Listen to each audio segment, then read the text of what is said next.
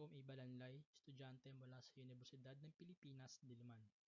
Ngayon ay susuriin natin ang isa sa mga libro ng mahusay na manunulat na si Stephanie J. Alvarez. Si Alvarez ay isang Pinoy na manunulat na ipinanganak sa Cagayan de Oro, ngunit ngayon ay nakabase na sa Alcobar, Saudi Arabia. Ang librong ating susuriin ay pinamagatang Liwayway at iba pang mga dagli. Ang libro ay libreng mababasa at pwedeng i-download sa link na nakalagay sa description sa baba.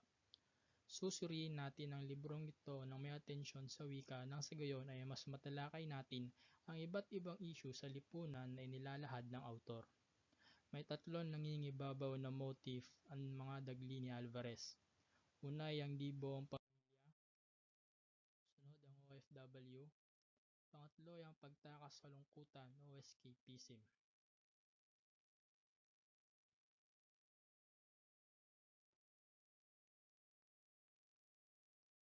Ngunit bagong lahat, atin munang talakayin kung ano ba ang dagli ayon sa author. Ayon kay Alvarez, ang dagli ay pawang kabaligtaran ng maikling kwento at personal na sanaysay dahil kung doon ay kailangan magdagdag ng magdagdag, sa dagli naman ay kailangan mong magbura. Hindi ito ginagawa upang magtipid ng pangungusap, kundi upang i-highlight ang focus ng kwento. Ayon sa kanya, sa dagli, di naman kailangan na laging naroon ng imagery, symbolism, emotional appeal at iba pang teknik na akala natin magpapatingkad sa akda. Dahil sa kaiksihan ng forma, maaaring tataliwas tayo sa ganoong pamamaraan. Dahil dito ay natural na maikli ang mga dagli. At dahil naman sa kaiklian, wala nang pagkakataon si Alvarez sa dumistansya sa kanyang mga akda. Dahilan para mga tema nito ay maging refleksyon ng autor. Ngayon ay talakayin na natin ang mga tema sa mga dagli ni Alvarez. Una ay ang di buong pamilya. Prominente ang pamilya sa mga dagli ni Alvarez. Ngunit kapansin-pansin na halos lahat ng kwento ay di buong pamilya. Partikular ang ama na lumisan. Halimbawa ay ang dagling pagdalaw. Sa kwentong ito, ang bida ay dalawang magkapatid na nagiinuman at pawang parehong may mga kwento tungkol sa kanilang ama dahil Father's Day sa araw na iyon. Sila ay nabandona ng kanilang ama matagal na panahon na ang nakakalipas at nang lisanin nila ang restaurant, sila ay nagkasundo na dadalawin ang puntod ng kanilang ama. Tila paghahalo ng alak at cola, tila pagkalunod ng yelo sa serbesa ang higit 2 dekada nang nakalipas nang sila ay inabandona. Pareho nila ngayong hinuhulaan ang kaarawan ng kanilang ama. Hindi nila matandaan, hanggang sa 2 bote na ng birang naubos. Nakadalawang round naman ng double shot ng Bacardi. Nilisan ang restaurant na tila may iwang isang palaisipan ang di nahulaan. At muling maging bakante ang isang dining table na may 4 na upuan. Ngunit nabuo ang isang kasunduan. Dadalawin nila bukas ang puntod ng kanilang ama. Inilahad sa kwento kung paanong sila inabandona ng kanilang ama. Inialin tulad ng autor ang pakiramdam sa iniinom na serbesa. Ilang beer na ang kanilang nauubos ay hindi pa nila maalala ang kaarawan ng kanilang ama. Di dahil sa sila ay lasing na, kundi dahil sa bata pa lang sila ay iniwan na sila. Iyon din ang batang bida sa Manila Bulletin, na iniwan din ng kanyang ama. Gaya ng magkapatid na bida sa pagdalaw, maliit pa lang iniwan na rin ang bida ng kanyang ama upang umuwi sa tunay nitong pamilya. Kaya tinitipid niya ang kanyang baon minsan o kaya iniipon niya ang pera kapag binibili ng kanyang ama ng 5 piso ang bawat perfect score sa exam sa eskwela. Lumipas ang ilang Sabado at Linggo, di na niya nasilip ni Anin ng kanyang ama. Sa newsstand na lang siya nakikita sa araw-araw ang bawat issue ng pahayagan. Umuwi na siya sa kanyang tunay na pamilya. Pahayag ng kanyang ina habang nililigpit nila ang mga lumang magazine at Manila Bulletin. Isinama na rin niya ang ilang test papers na may markang 100%. Grade 3 na pala siya sa susunod na pasukan. Bitbit niya ang halos kalahating sako papunta sa junk shop. Umuwi siyang may bitbit na 1 kilong bigas at sardinas. Mapapansin kung paano ipinahayag ng autor ang pagbabago sa buhay ng bida Lulan ng iwan nito ng kanyang ama. Kung noon ay ipinapalit niya ang kanyang mga perfect na test papers sa kanyang ama sa halagang 5 piso bawat isa, ngayon ipinapalit na lang niya ito sa junk shop kapalit ng 1 kilong bigas at sardinas. Kapansin-pansin kung paano magbigay ng detalye ang autor upang mailahad kung paano naging kahirap ang buhay ng mga bida nang magsimulang masira ang kanilang pamilya. Mas makikita pa ito sa dagli niya sa pinamagatang bigas.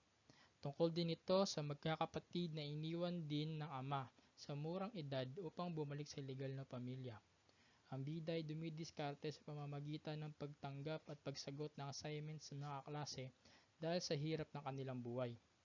Umiinom na lang sila ng mainit na tubig pampamanid ng kumakalam na tiyan. Ngunit sa kabila nito, inilalahad din ng autor kung paano masaya ang buhay nila nung nasa kanila pa ang kanila. Pagsapit ng gabi, parang picture book na ikukwento niya sa kanyang 2 kapatid ang tungkol sa kanilang ama. 45 taong gulang pa lang ang kanyang nakababatang kapatid nang bumalik ito sa legal na pamilya. Kaya mas malinaw sa kanyang alaala dahil grade 2 na siya nang mangyari iyon.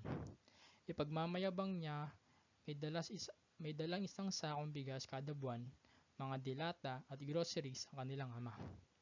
Ngunit pag nagtatrabaho noon bilang kasambahay ang kanilang ina sa isang may kayang pamilya sa lungsod, tahimik na makikinig ang kanyang mga kapatid hanggang sa makatulog. Tatapusin naman niya ang tinanggap na gagawing assignments mula sa kanyang mga kaklase.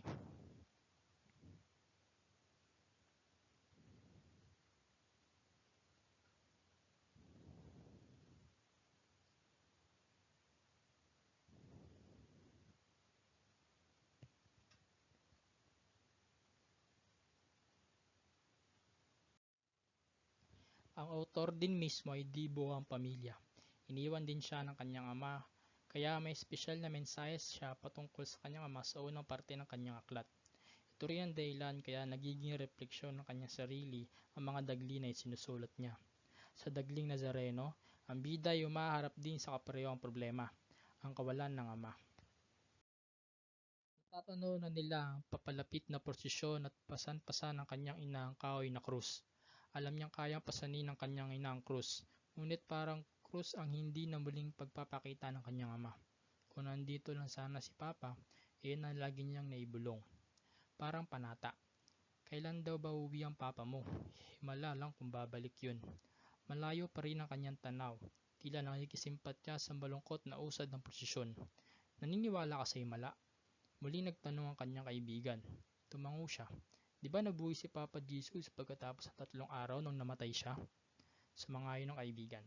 At marahang dinikit niya ang ginupit na retrato ng mukha ng kanyang ama sa rebulto ng Nazareno.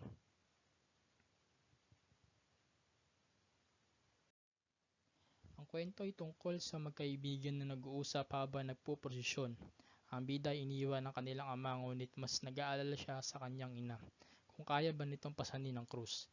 At ang tinutukoy naman ng autor na krus na pasan-pasan ng ina ay ang paglisa ng asawa nito. Mahusay ang paggamit ng autor ng angkop na metapora dahil tulad ng mga nagpoprosesyon ay mabigat at mahirap dalhin ang responsibilidad ng pagiging single parent. Pero bukod sa mga amang umaalis pabalik sa legal na pamilya, meron pang dahilan kung bakit di buo ang pamilya ng mga bida sa kwento. Halimbawa ay ang bida sa tawag, ni hindi tungkol sa nawalang ama. Nawalang kapatid naman ang highlight ng kwento. Nag-away kami kasi sumama na naman sa mga barkada niya, sumbong ng kanyang ina. Tigas talaga ng ulo, dagdag pa. Bisyong droga at barkada ang sakit ng kanyang kapatid hanggang isang araw nakagigimbal na tawag sa telepono ang kanya natanggap. Patay na raw ang kanyang kapatid matapos makipagbarilan nito sa mga pulis ng mga hold up. Hindi siya nakapagsalita hanggang may baba ang telepono. Paano nangyari yun? Ang alam niya ay tumawag ang kanyang kapatid at nangako magbabago na ito. Ngunit ang oras at araw ng kanyang tawag ay oras at araw din ng kanyang kamatayan. Hindi man dahil sa umalis na ama, isyong panlipunan naman ang dahilan kung ba't nawasak ang kanyang pamilya. At yun ay ang droga. Naadik sa droga ang kanyang kapatid.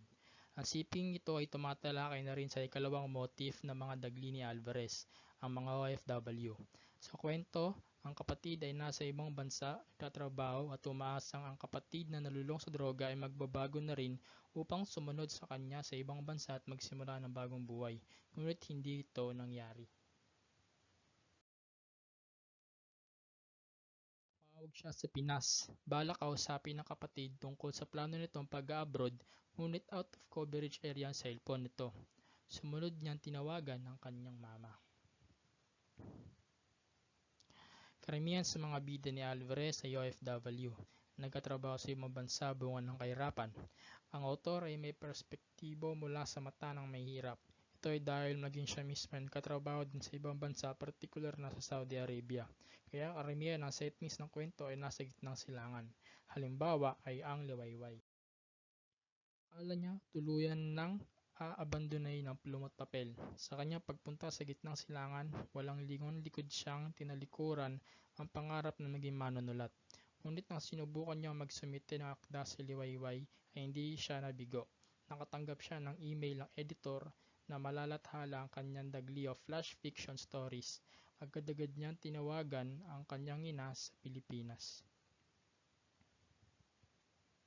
Ang bida ay OFW sa gitnang silangan at natanggap sa inaplayan niyang trabaho bilang manunulat sa liwayway. Maraming alaala ang bida sa magasin nito na kanyang inalala sa kabuuan ng kwento. Sa bagyo naman, di man direktang sabihin ng autor, mahuhulaan naman ang bida ay nasa ibang bansa din base sa mga salitang ginamit ni Alvarez. Nakakasikip ng dibdib ang mga natungayang pangyayari. Lampas tao ang tubig baha. Inilubog ang mga kabahayan, karyariyan at pati buhay. Tila nakamamatay na katahimikan na dumalaw sa kanya habang pinanonood ang live coverage sa TV ng Bagyong Ondoy na sumalanta sa Pinas. Umiiyak ang isang ama habang ini-interview. Kalunos-lunos ang nangyari sa kanyang dalawang anak na inanod at nalunod sa baha at hindi niya naisalba ang buhay.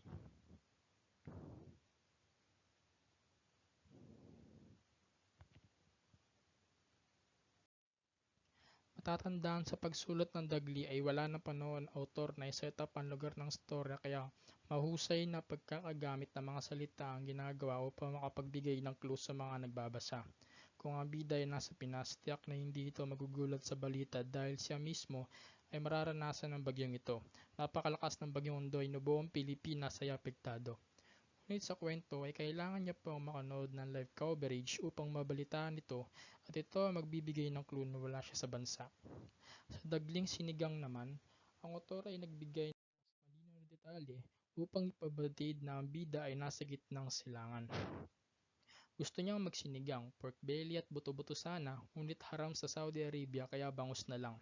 Nagpunta siya sa Kadiwa, isang tindahan sa Alcobar, kung saan may mga produkto at pagkain Pinoy na mabibili. Isang bungkos ng kangkong, tali ng sitaw, gabi, okra, talong, kamatis, sibuyas, sili at iba pang rekado. Kumuha na rin siya ng patis, syempre, mamasita sinigang mix. Ang bida ay isang OFW sa Saudi Arabia at ninanais nito na magluto ng sinigang kaya siya ay namimili ng rekado sa pamilihan. Ngunit habang naghihintay sa counter ang bida ay nakatabi ang isang kababayan na tumitingin ng larawan ng kanilang pamilya. Mula dito ay pepresenta ko na rin ang ikatlong prominenteng motif sa mga dagli ni Alvarez, ang pagtakas sa kalungkutan o escapism. Ang escapism may kalimitang pagtakas ng isang tao sa pamamagitan ng pag-distract sa sarili palayo sa mga hindi magagandang alaala at di kaaya-ayang pangyayari sa kanyang buhay.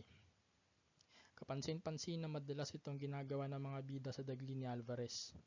Bunga ito ng katakot-takot na kalungkutan na pinagdadaanan ng mga bida dahil sila ay malayo sa kanilang pamilya. Halimbawa nga yang sa sinigang. Natanaw na niya ang sa kabilang kantong sundo. Bago siya tumayo, nilingon niya ang katabi. Nagpalitan ng ngiti bilang pamamaalam sa estrangherong kababayan. Mga ngiting nagbabahagi sa kanya ng isang katanungan. Kailan ko ba huling sinisilip ang retrato ni Mama? Ng aking mga kapatid, ng aking mga pamangkin. At sa gabing iyon, binuksan niya ang FB. Inisa-isa ang mga larawan ng kanyang mga mahal sa buhay. Pagkatapos, inihanda niya ang isda at ang mga gulay. Hiniwa ang iba pang sangkap sa sinigang at isinala ang kanyang kalungkutan. Sa kwento, ang bida ay matagal nang nasa ibang bansa at may limit na kinakamusta ang pamilya. Ngunit mula na makilalang kababayan ay nagpasya siya na balikan ulit ang larawan ng kanyang pamilya. Pinaghalong saya at kalungkutan ng kanyang nadama. Kahit sino na malayo sa pamilya ay lalamunin din ang lungkot. Ngunit ang bida, para makatakas sa kalungkutan, ay dinaan na lang sa pagluluto ang lungkot at gaya ng mahusay na pagkakasabi ng autor, isinalang na lang ng bida ang kanyang kalungkutan. Tulad ng sa bida sa bagyo, sa halip na mas alalahanin pa ang mga alaala ng kanyang ama, ay mas pinili na lang nito mag-move on. Naalala niya ang kanyang tatay nang abandonin sila, isang dekada na lumipas. Tinalikuran ng responsibilidad dahil mas pinili nitong panindigan ang pagiging ama sa legal niyang pamilya. At tulad ng bagyo, may mga pangyayaring hindi kaya kontrolin ng tao. At tao rin lang naman ang ama niya. Pinatay niya ang telebisyon. Ang autor ay inihalin tulad ng ama sa isang bagyo. Tulad ng bagyo, may mga bagay na di kayang kontrolin ng tao. Nagpapahayag ito na ang bida ay pinapatawad ng kanyang ama. Refleksyon din ito ng pagmamahal ng autor sa kanyang ama. At gaya ng sa Dagling Sinigang, ang bida ay pinatay naman ng telebisyon, kasabay ng kanyang kalungkutan. Sa pinakauling dagli ng kanyang libro na pinamagatang Eskinita, ang bida ay sinusubukan pagaanin ng loob sa pamamagitan ng pagpupunit ng papel at pagpapalipad nito. Nadatnan siya ng madaling araw. Tumungaw siya sa bintana ng hotel hanggang sa hinihintay ang umaga. Pinunit niya ang isang pahina ng dyaryo. Pinunit ng pinong-pino. Tila mga balahibo ng ibon na nang malaglag mula sa ika-11 palapag. Tahimik na sinundan ng kanyang paningin ng mga piraso. Gumaan ang kanyang pakiramdam. Wari kasama siyang nagpatianod sa grabidad pababa. Ang autor ay inalintulad ang mga pinunit-punit na papel sa balahibo ng ibon. Sa sobrang nipis ng mga pinunit niyang papel ay nagmistulang balahibo sa ere dahil sa gaan nito. Ginawa ito ng autor dahil ang bida ay sobrang bigat ng lungkot na nararamdaman at sa pamamagitan ng sobrang gaan na bagay ay inaasahang mapapagaan din ito. Bilang konklusyon, sa pangkabuuan, ang mga dagli sa libro ay refleksyon ng mga karanasan ni Alvarez. Sa pamamagitan ng pagbibigay atensyon sa wika at iba pang mga detalye sa kanyang akda, nakapagbibigay sa atin ito ng pagkakataon na mahimay ang mga pananaw ni Alvarez sa mundo. Ang wika at paraan ng kanyang pagsulat ang nagbibigay ng identidad sa kanyang likha. At ang mga nabuo naman niyang likha nagbibigay ng identidad sa kanyang sarili. Kaya sa madaling sabi, importanteng bigyang atensyon ng wika sa pagbabasa ng mga panitikan dahil ito ang daan upang mas mabusisi natin ang hindi lang ang aklat, pati na rin ang iniisip ng autor. Maraming salamat.